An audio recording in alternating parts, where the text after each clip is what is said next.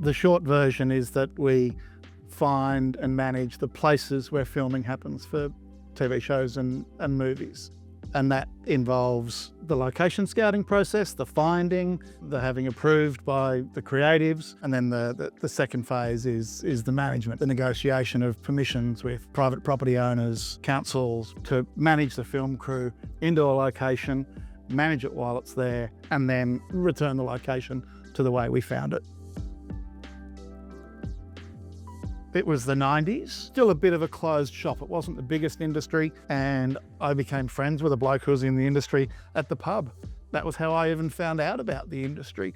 And I started out doing really ground level jobs, saving parking on shows like GP and Police Rescue at the ABC. I got my truck licence and started working in transport, driving makeup and costume, facilities vehicles and that sort of thing. And then got into locations in 2003, 2004. And so I spent the last 20 years working in locations.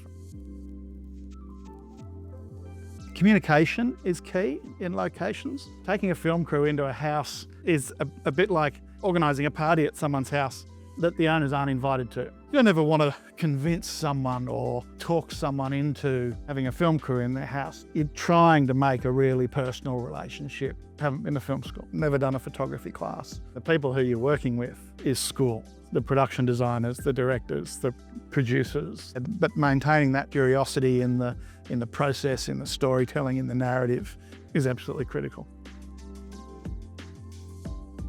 Creatively, to this day, one of the best things that I think I've worked on in terms of a location point of view was an episode of Redfern Now, which Wayne Blair directed and Ernie Dingo starred in. And it was a triangular domestic dispute. Two terrace houses next door to each other, one unrenovated, one renovated. The house across the road was meant to be in Redfern. And nobody had any expectation that we'd really find these three houses. We'd be cheating interiors. You know, one of the greatest things a location scout can do is get lost. I found this location, I found these houses lost. I took a wrong turn down a street and I was on my way to something else. It was the days of paper maps. I turned down this street. I was like, oh wow, you know, this is fantastic. And we shot the 7 days and nights in this street, in these three houses, 100% on location. Watch a lot of movies and start looking just not at the words and the actors, but where these things are happening. Go out with your iPhone and shoot stuff. Get an idea of how things frame. Copy some framing that you've seen. Pay attention, listen, turn up on time, be humble. From my experience and my pathway through the industry, I'm all about learning on the job. And I think this is something that this program will be great for. We can train a bit, we can mentor, and we can keep the craft going.